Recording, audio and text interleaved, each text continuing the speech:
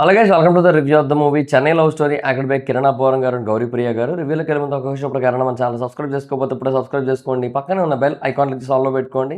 నా ఫర్దర్స్ మిస్ అవ్వకుండా చూడొచ్చు. చాలా మంది చూస్తున్నారు కానీ సబ్స్క్రైబ్ చేసుకోవట్లా.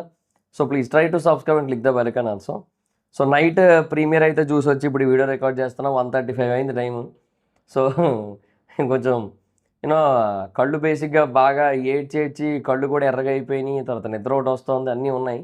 బట్ ఇంక రికార్డ్ చేసి అప్లోడ్ పెట్టి షెడ్యూల్ పెడతాం. మార్నింగ్ 7:30కి అప్లోడ్ అవుతుంది ఇది. ఆ టైంకి చూస్తుంటారు మీరు దీన్ని. అండ్ ఇక చెన్నై లవ్ స్టోరీ సినిమా గురించి చెప్పాలంటే సచ్ ఏ లవ్లీ ఫిల్మ్. అసలు చాలా చాలా చాలా బాగుంది అసలు నిజంగా.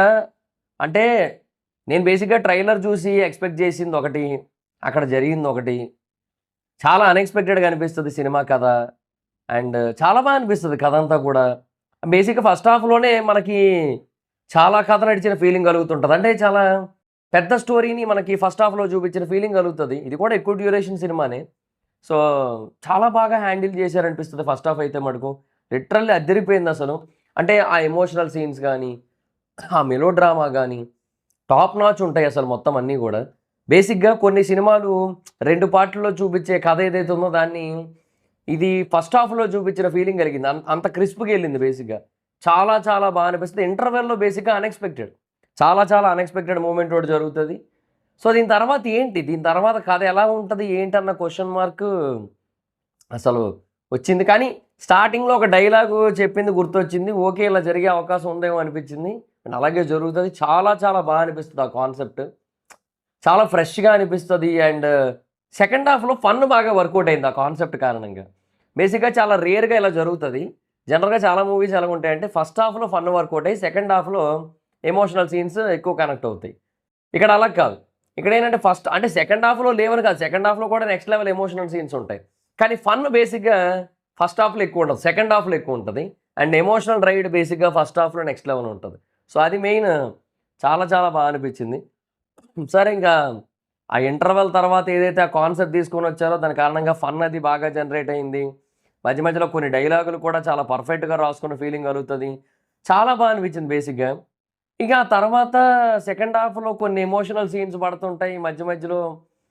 బేసిక్గా అక్కడ కూడా కథ చాలా నెక్స్ట్ లెవెల్లో ఉన్న ఫీలింగ్ కలుగుతుంది. బట్ ఇంకా క్లైమాక్స్ ఇంకా నెక్స్ట్ లెవెల్. ఇంకా క్లైమాక్స్ నెక్స్ట్ లెవెల్. ఒక 10 నిమిషాల పాటు లాస్ట్ 10 నిమిషాలు కూడా కళ్ళంటి నీళ్ళు ఆగలే అసలు. మామూలుగా ఏడిపించాలి ఆ సినిమా అయితే మటుకు. నెక్స్ట్ లెవెల్ ఉంది సినిమా అయితే. Extraordinary fantastic love story cinema. Baby సినిమాకి క్లైమాక్స్కి బేసిక్గా చాలా ఎమోషనల్ ఫీల్ కలిగింది. సో దీనికి కూడా చాలా అంటే చాలా ఎమోషనల్ ఫీల్ కలిగింది. చాలా బాగా అనిపిస్తుంది అసలు ఆ క్లైమాక్స్ అయితే మటుకు. నిజంగా నెక్స్ట్ లెవెల్ ఉంది. చాలా అన్ఎక్స్పెక్టెడ్. టాప్ లెవెల్ ఉంది మొత్తం అంతా కూడా. ఈ ఈ ఈ లెవెల్లో ఉందన్నమాట. సో బేసిక్గా అది హీరో చెప్తుంటాడు సినిమాలో. సో అలా అనమాట. చాలా బాగా అనిపించింది అసలు సినిమా అయితే మాత్రం. ఒక మంచి ఎమోషనల్ లవ్ స్టోరీ సినిమా. చాలా బాగా హ్యాండిల్ కూడా చేశారు. బేసిక్గా ఇది ఒక 2 చేపల కథ కరెక్ట్గా చెప్పాలంటే. సో అదొకటి. తర్వాత రెండోది పాట మనకి ఏదైతే ఉందో తొలి ప్రేమేం తోపు కాదే అని చెప్పి, తొలి ప్రేమ అని మాత్రమే కాదు, వాట్ ఎవర్ ఇట్ ఈస్, మనల్ని వదిలి వెళ్ళిపోయిన ప్రేమ గురించి మనం మన జీవితాన్ని ఆపేసుకోకుండా మనం సంతోషంగా ఉంటే మన చుట్టూ ఉన్న వాళ్ళు ఆనందిస్తారు. చాలా మంచి కాన్సెప్ట్ అసలు. మంచి మెసేజ్ ఉంది.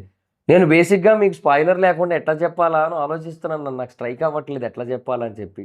మేబీ డే టైం అయ్యి ఉంటే కొంచెం బెటర్గా ఆలోచిద్దునేమో. మరీ దెయ్యాలు తిరిగే టైం కదా ఇది. సో అందువల్ల ఏంటంటే కొంచెం నిద్ర కూడా వస్తుంది కదా, ఎక్కువ ఆలోచించలేకపోతున్నాను. అంటే ఆలోచన శక్తి బాగా తగ్గిపోయింది. సో దెయ్యాలు తిరిగే టైం కదా, దెయ్యాలు తిరిగే టైం ఏం చేస్తాం. సో అది మరి పరిస్థితి. సో అది గైస్, చాలా అంటే చాలా అదిరిపోయింది సినిమా అయితే మటుకు. Fantastic love story, fantastic emotional cinema, fantastic melodrama. Mass ఆడియన్స్కి బేసిక్గా అంత హెవీ స్టఫ్ ఏం లేదు, కానీ మధ్యలో ఫన్ భలే ఉంటుంది అసలు. ఫన్ బేసిక్గా బాగా అంటే ఎంటర్టైనింగ్గా ఉంది. అది బేసిక్గా మాస్ ఆడియన్స్ కూడా నచ్చే విధంగా ఉంది. అది అందరికీ కూడా యూనివర్సల్ ఎపీల్ ఉంటుంది ఫన్కి. ఫన్ నెక్స్ట్ లెవెల్ ఉంది మొత్తం అంతా కూడా. సో బాగా బాగా ఎగ్జిక్యూట్ చేశారు, బాగా ప్లాన్ చేశారు. చాలా పగడ్బందీగా ప్లాన్ చేశారు. మైక్ సో నాకు సాయి రాజేష్ గారిని ఒకటే అడగాలనిపించింది. ఆడాళ్ళు మందు సీన్లు లేకుండా మీరు కథ రాయరా సార్ అని చెప్పి. కానీ చాలా బాగా రాశారయ్యా కొన్ని సీన్లు మటుకు నెక్స్ట్ లెవెల్. చాలా బాగుంది సినిమా అయితే మటుకు. అండ్ ఇంకా యాక్టర్స్ పర్ఫార్మెన్స్ విషయానికి వచ్చినట్టయితే అందరూ చాలా బాగా చేశారు. కిరణ్ అబ్బవరం గారు బేసిక్గా చాలా చాలా చాలా స్పెషల్గా కనబడ్డారు. ఎందుకంటే అంటే ఆయన ఇంతవరకు మనం చూసిన రోల్స్, ఇప్పటివరకు మనం చూసిన విధానం వాటన్నిటికీ కూడా అవుట్ రైట్ డిఫరెంట్ అండ్ చాలా ఫెంటాస్టిక్గా సెట్ అయ్యారు అసలు ఆ క్యారెక్టర్కి. టాప్ నాచ్ అసలు. అండ్ గౌరీప్రియ గారు కూడా చాలా బాగా చేశారు. ఆవిడకు ఉన్నంతవరకు ఆవిడ బాగా చేశారు అని అనిపించిన టైంకి పోస్ట్ ఇంటర్వెల్ ఒక సీన్ వస్తుంది, మందు తాగే సీను. అక్కడ అసలు నెక్స్ట్ లెవెల్ అది. చాలా బాగా చేశారు ఆవిడ.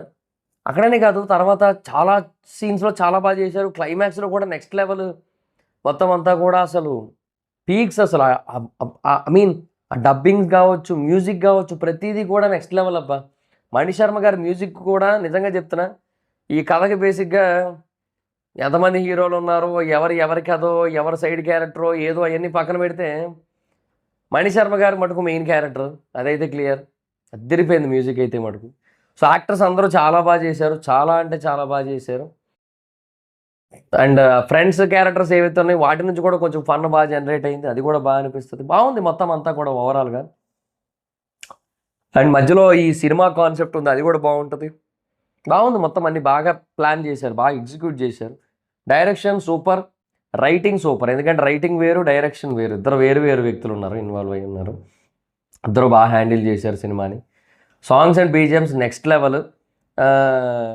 బేసిక్గా నేను అంటే బయట విన్నప్పుడు నాకు ఆ వదలనే పాట అంత ఎక్కలేదు, కానీ థియేటర్లో ఆ మూమెంట్, ఆ సీన్, ఆ ఫ్రేమ్ అద్భుతం అబ్బా. ఆ వదలనే పాట, వదలనే నేను వదలనే ఆ పాట ఏదైతుందో అది అది అద్భుతం. అది ఆ ఫ్రేమ్ వచ్చిన టైంకి, ఆ సీన్ వచ్చిన టైంకి చాలా బాగా అనిపించింది.